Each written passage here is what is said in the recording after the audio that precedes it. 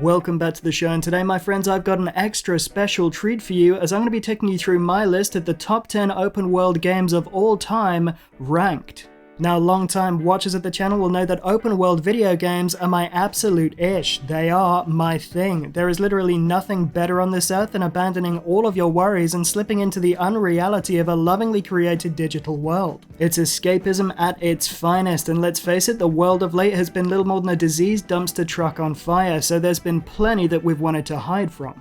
And of course, not all of you are going to agree with the games on my list or where they're ranked. This is my subjective list, and whilst I am prettier, smarter, and generally better than you in every way, I do understand that your opinion will differ, and I want to hear it. So let me know your top 10 rankings in the comments section below and via the YouTube poll, which I'll post soon after this video goes live. Now, without any further ado, let's get into the official, absolutely correct top 10 open world games of all time. And we are going to start off with the zombie action survival horror game Days Gone. Now, this pick is going to be somewhat controversial, and it definitely has its flaws, but in my opinion it remains one of the most criminally underrated games in the PlayStation stable. The post-apocalyptic Oregon landscape in which the game unfolds is solid, haunting, and incredibly well realized. And the drifter bike, which is the protagonist Deacon's primary mode of transportation through a world determined to brutally murder him, has a great degree of aesthetic and performance customization options, and is just a whole mess of fun to use when you get the hang of it. But the true star of Days Gone, and the element that makes the open world shine, is the horde mechanic implemented by the good people over at Bend Studio, which will see Deacon take on, or more likely run from, armies of infected ranging from 50 to 500 freakers at a time. And these hordes aren't just locked into one fixed location. They have behavioral patterns that, depending on the time of day and weather, could see them emerge from their lairs and head to a watering spot or a nearby mass gravesite to feed. And there is something absolutely terrifying about not knowing when exactly you're going to encounter them. You could be taking on a couple of bandits and then bam, hundreds of these freaks just come out from the woodwork. And taking on these hordes and desperately fleeing from them on Deacon's drifter bike is honestly one of the most terrifying experiences that I've had in gaming, and I'd highly recommend Days Gone to any fan of open world gaming and of horror genres of any kind. Next up, we have Ghost of Tsushima, a fantastically beautiful samurai saga from the good folks over at Sucker Punch Productions. This time around, we're transported to the beautiful yet war-torn historical setting of Japan's Tsushima Island, where you're tasked with stepping into the shoes of samurai Jin Sakai as he desperately attempts to liberate the island from the forces of the Mongol warlord Khotan Khan. Now, one of the major themes throughout the game is how the protagonist Jin interacts with and is guided by nature, and this theme expands to how the player finds their way to the next objective. Rather than simply force the player to follow a diamond-shaped golden objective marker overlaid on their HUD, Ghost of Tsushima instead allows you to select an objective or a custom waypoint and simply follow the trail of golden leaves and cherry blossoms as the guiding wind shows you the way.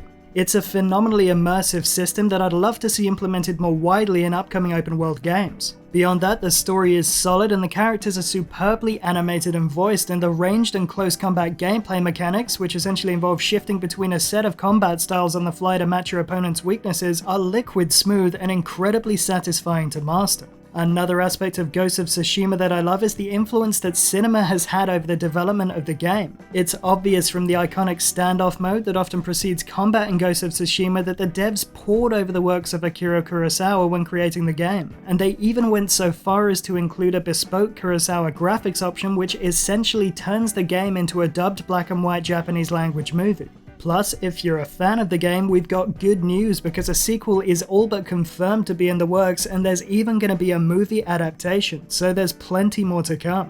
Coming in at number 8, we have Insomniac's 2018 Spider-Man, which set the bar for each and every superhero title it was going to follow. In fact, I'll go out on a limb here and say that the world traversal in Marvel's Spider-Man is the best I've experienced in any video game to date. It's elegant, intuitive, and allows you to make the most of the verticality offered by the urban New York landscape, which remains one of the best realized video game cities ever created. Combat is also incredibly fluid and benefits from an extensive skill tree and progression system that allows you to unlock new gadgets, moves, and suits that let you heavily customize your playstyle.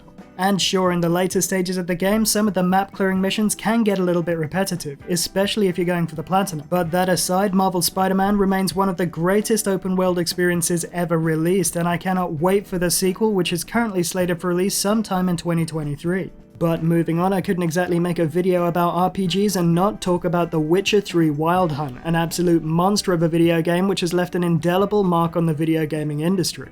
The team at CDPR were able to take the best parts from the more linear experiences of The Witcher 1 and 2, from which they had already gained a reputation for superb narrative design, and implement them in an impressively large and characterful open world dripping with mystery and lore, which was replete with side quests that were almost indistinguishable in quality from the missions that made up the main narrative path. CDPR were also able to create a palpable feeling of agency in their quest design. You felt like the decisions that you made truly mattered. Furthermore, the characters and locations that populated the world in which you made these life and death decisions felt incredibly alive and varied. In short, they managed to maintain the narrative quality from the first two games and transplant it into a mastercrafted open world in order to create an experience that has stood the test of time. And fans of the series and newcomers will have a golden excuse to experience the saga all over again when the next-gen version of The Witcher 3 lands on the Xbox Series X and S, PS5, and PC later this year. And as a final note, earlier this week it was also revealed that the next entry into the Witcher franchise is in active production over at CD Projekt Red, and that it is being developed in Unreal Engine 5 rather than the in-house Red engine that was used to create previous Witcher and Cyberpunk titles. So I'm looking forward to seeing how that turns out.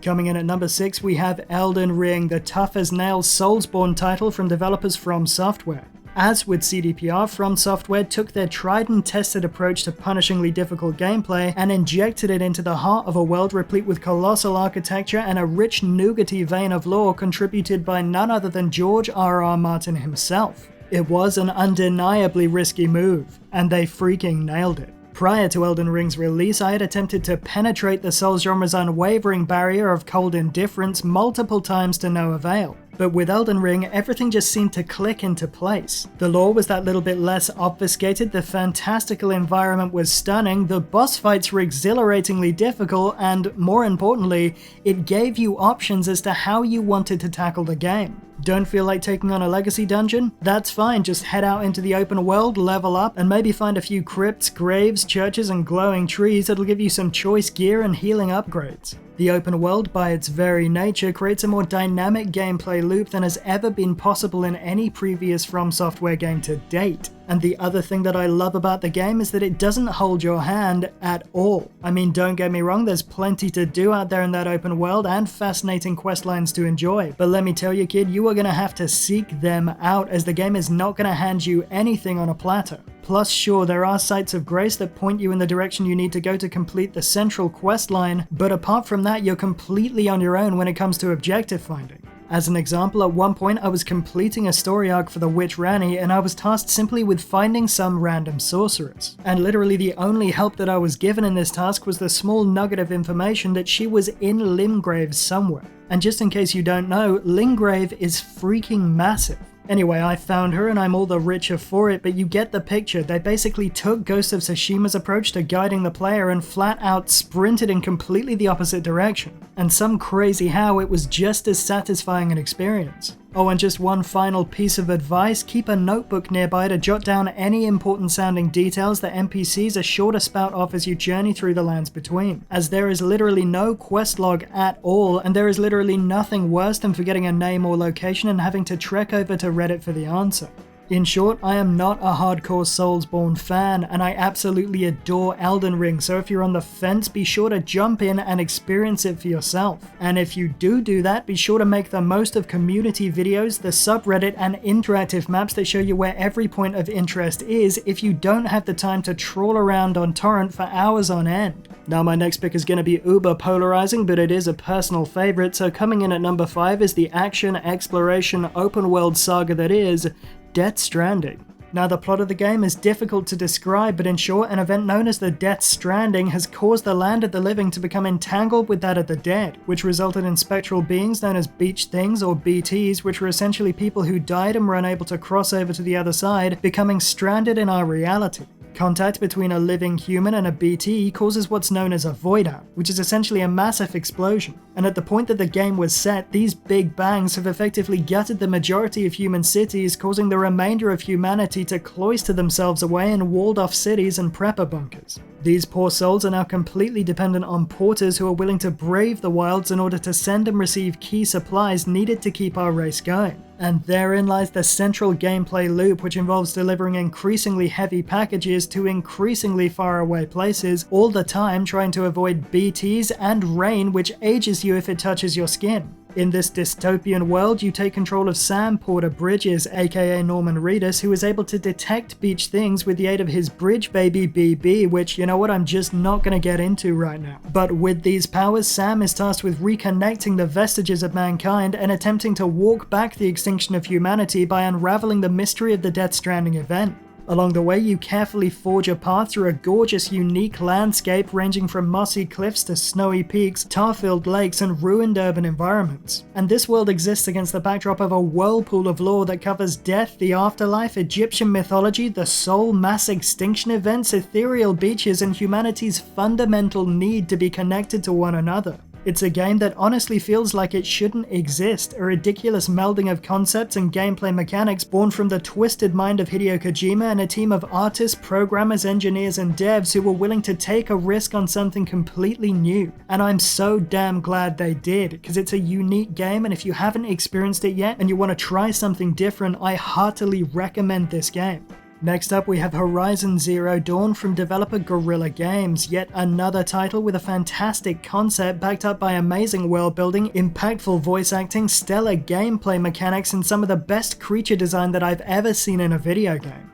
In HCD, you play as a tribal outcast called Aloy who, spurred on by tragic circumstances and equipped with some outstanding archery skills and parkour acumen, is tasked with uncovering the mysterious history of a dying world filled with superstition, the wreckage of our now ancient civilization, and a plethora of enigmatic machines, and preventing it all from coming to a very permanent end. Obviously, I'm being a little bit reductive here as I don't want to give away too much of the story, but what I can tell you is that Guerrilla nailed the twisting narrative and the overall lore of the game. One of my favorite things about the Horizon universe is the fact that there are two distinct yet intertwined stories running throughout the game. On one hand, you had Aloy's personal quest to understand and save the world she knows, yet in order to do this, you have to delve into the parallel story of the old ones in order to uncover the events that led to their downfall and prevent history from repeating itself. And all of this vital information is hidden away in the form of main quest progression, holologs, and environmental storytelling that unfolds in epic locations spread throughout a gorgeous game world comprised of stunning desert, forest, jungle, and alpine biomes.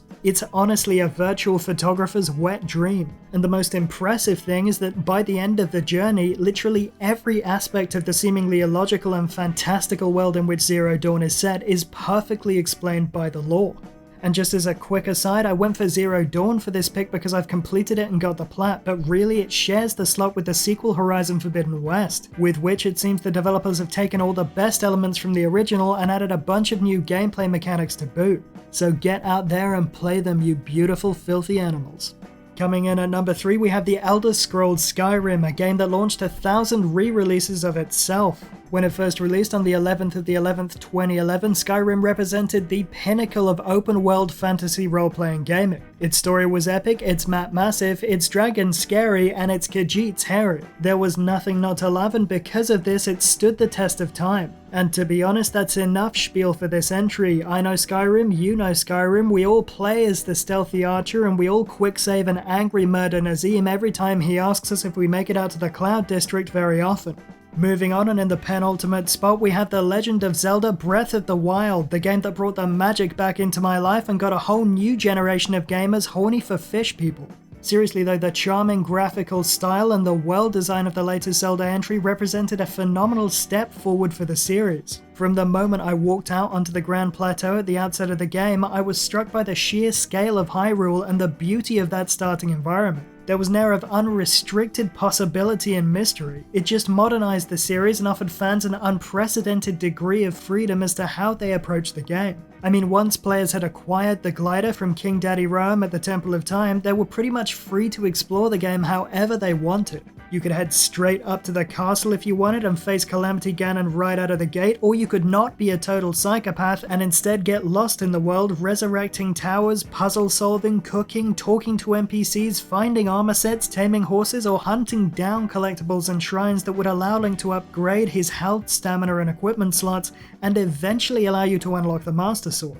There was just always something fascinating on the horizon or another Bokoblin camp to tear stick from stick, and all of that unfolded in a world that was palpably alive and varied thanks in part to the dynamic weather events and night-day cycle implemented by the developers. Literally my only issue with the game was the weapon durability system, and it'll be fascinating to see whether that makes a return for the sequel, which could see a release later this year. Finally, number 1 on my list, and in my opinion the greatest open world video game of all time, is of course Red Dead Redemption 2, a western epic that delves into some of the darkest aspects of the human condition and delivers what is without question one of the most unrelentingly real, weighty, and realistic open world gaming environments ever created. In Red Dead Redemption 2, you play as Arthur Morgan, a member of the Van der Linde gang who, under the guidance of their leader Dutch, are on the run from the law and perpetrating a wagon load of crimes as they make their way across a series of fictionalized US states circa 1899. Now, one of the major reasons that Arthur Morgan is such a fascinating protagonist is that he isn't your standard cut-and-dry hero. He's a profoundly broken and morally flawed human being. And throughout the game, you're given constant windows into his state of mind and increasing distrust of those around him as he steadily watches everything that he's come to know and love unravel. And naturally, over the course of these events, you come to sympathize with his actions and his attempts to be more than the petty criminal that he's come to be. Along the way, you'll learn to genuinely empathize with Arthur. You're drawn into his shoes and consequently you start to experience the world through his lens. And one of the key reasons that Rockstar were able to achieve this level of narrative immersion is down to the quality of the open world that they created. From the sound design to the atmosphere to the way that animals and NPCs react to you and the environment, everything just feels incredibly cohesive. There was always something going on under the surface and it didn't always revolve around Arthur. In that sense, the world of Red Dead Redemption felt like it had been lived in before I got there and that it would continue to exist after I left. There was a sense of permanence, and that's why existing in that world as Arthur, pitching a tent at night, taking a saddle off the horse, waking up in the morning and brewing a cup of coffee before changing clothes to suit the weather and riding off to do whatever remained is probably the most immersed that I've ever been in a video game. But because of that incredible quality and the emotional weight of Arthur's journey, I don't know that I could ever face experiencing the Vanderland story again from the beginning. Instead, I'm just going to have to be content riding around in the lazy endgame and enjoying one of the best virtual open worlds ever created. And that's it for today's video. Be sure to like and subscribe if you enjoyed the episode and to let me know your top 10 open world games of all time in the comments section below. Be sure to keep it here for all the biggest news, reviews and reactions from across the video gaming industry.